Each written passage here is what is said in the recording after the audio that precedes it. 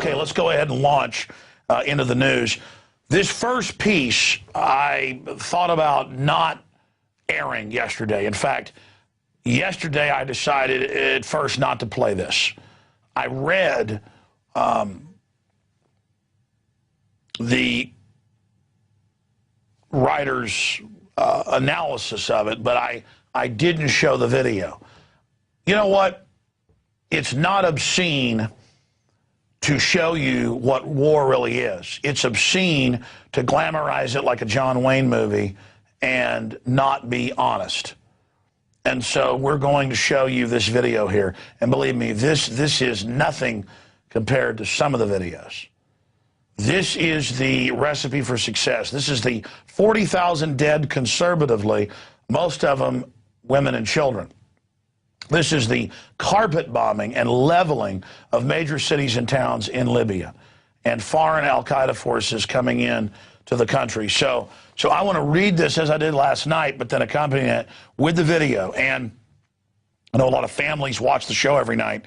If you do have children with you, you might want to have them turn away, or perhaps you should have them watch it so that when an Army recruiter comes to try to get them to be involved in war, they understand the truth. Look, if you're actually being attacked, you'll know it's a righteous war, and then it's got to happen. But these drones killing up to 200 people at a pop, and the Pentagon says it's worth it to kill 200 people if you kill one bad guy who they say is a bad guy. No judge, no jury.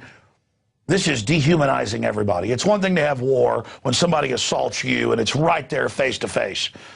But this whole system of cowardly drones expanding, which they now say is going to be used against the American people, is incredible. So here's your Peace Prize winner.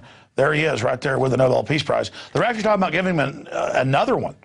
It's all part of the psychological warfare where war is peace. A recipe for success. The grinning shill international terrorist president of the United States talks up the regime's atrocities on a late-night comedy show with the host audience and millions of people out in TV land going along with it. And he goes on to say, holy bleep. Yeah, remember Bush at that press dinner going, no weapons of destruction under here. No, none under there. And we cut in images of dead children. Well, we just cut in images. We're going to actually show you it happening here in a moment. And again, this tears my guts out having little toddlers. But you need to see it. You need to really, really wake up and look at it and take it in. That's where you're going to find your humanity. They want to just sell you all this is sexy and cool. It's not sexy. To me, Obama's recipe for success looks like and sounds like a child with the lower half of his face blown off. The child's horrifying screams emerge through a pulpy, gaping cavity where his mouth and jaw used to be. You shouldn't watch the video if you know what's good for you. But it reminds me of the words of Harold Pinter, and then we'll go to the clip. It never happened. Nothing ever happened. Even while it was happening, it wasn't happening. It didn't matter. It was of no interest. The crimes of the United States have been systematic, constant, vicious, remorseless, but very few people have actually talked about them. You have to hand it to America, that is the globalist controllers that hijacked us and use us in their name while we all think we're the good guys. It has exercised a quite clinical manipulation of power worldwide while masquerading as a force for universal good. It's a brilliant, even witty, highly successful act of hypnosis.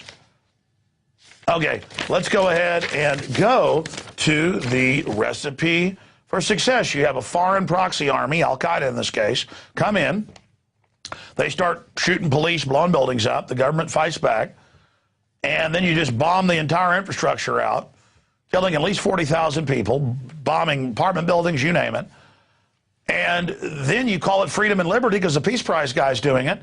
And then the very same global bankers that did all this come in and take control of the country and put them all in debt to rebuild the nation. By the way, I've talked to the military people at these centers where they bring the dead bodies in. More than 50 U.S. troops were killed. You're just going to hear about them dying in car wrecks or plane crashes. So that's a lie, and it's admitted that U.S. forces with NATO forces were on the ground.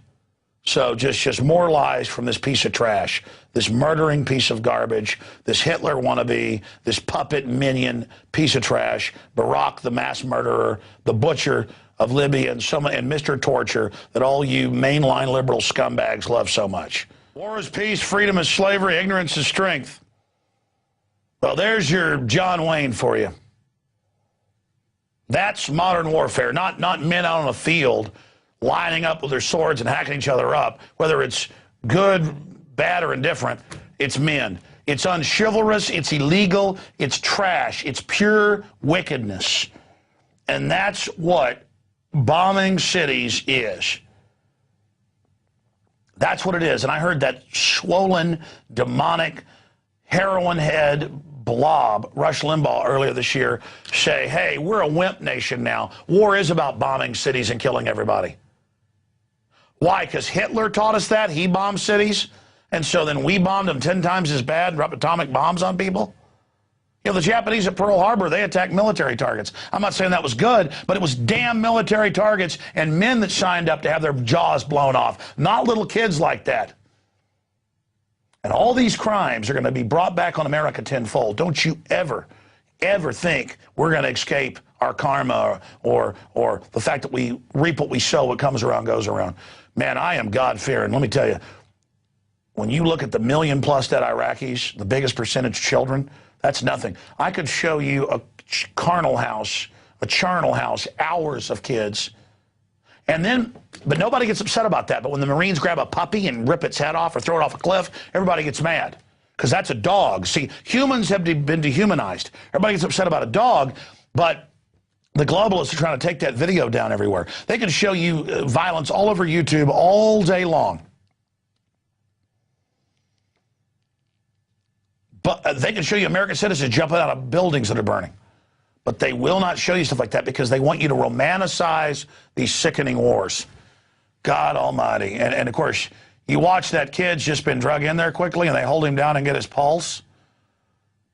And the word is that kid died. Of course, the entire jaw blown away. And you can see him, and then, you know, starting to, going out. And hey, that's the bad guy. We're fighting Al-Qaeda, but they put Al-Qaeda in and gave them the missile systems now so they can now menace the United States. We're run by psychic vampires. We're run by scum. And the America we're all told is so great and good, it wouldn't do anything like this. But again, the liberals love it because it's a black guy doing it. And you know what he told Congress? When Congress said, don't do this war, he said, go to hell, I got the UN. And the liberals kind of went, woo, we're bringing down America. Woo, this is fun. And all these neocon warmongers are praising it. All of them are effeminate men who never went to war. That's what's so weird about this. It's all that blob, that sack of pus, Hillary Clinton, all these murdering, limp-wristed trash. And all these effeminate men who've never been in combat or never been in a war, never did anything, who get off on the power of it. They are the anathema trash. You want to know why I do what I do? Because I realize these are a bunch of child murdering garbage. I mean, hell, they got the TSA groping your daughters and sons and getting off on hiring every pedophile they can. This is evil. This is Hitler. But it doesn't look like Hitler because people think a black guy can't be Hitler. See, you always think of the last tyranny as the way it looked before. Tyranny can come in any shape or color. This is what's in the soul. But this is just a ring wraith minion person. The point is, he's their front guy, Nobel Peace Prize. Well, you let that image of that little child with their lower mandible and their throat completely blown out. Hours of excruciating pain before the child bled out. You just remember that. You remember those tens of thousands, and they're going all over Libya, killing every black person they find, hacking them up, mass graves everywhere. That's your Al-Qaeda. And the left is like, this is a sacrament. Just Just like Margaret Sanger said, we got to pose as liberals so we can abort these black people. Mwah. I mean, it's just the best bite, the cherry on top. Mwah. And then, just like we told you 3 years ago in the Obama deception, they sent a so-called black man to Africa with Africana. Now he is going to launch the war to just slaughter Africans and deindustrialize them from the north to the south. And he will be praised and he will be worshipped for it, because that is what a nation of zombies loves. And you will have your pension funds taken. You will have your jobs taken as well. You will be injected with cancer viruses. Your child will have it worse than that child as they die of cancer from the vaccines you were given and the fluoride. They'll take them years of chemotherapy and vomiting and pain and crying and their hair falling out to die. It'll be even better because, see, Obama and the globalists are vampires, psychic vampires. They like all of this. They enjoy this. This is what feeds them. And see, I can see them. And my job is to just get you to take the blinders off. In They Live, it's the opposite. You know, you put the sunglasses on, you see, which is the archetype of the blinders. No, you take the blinders off.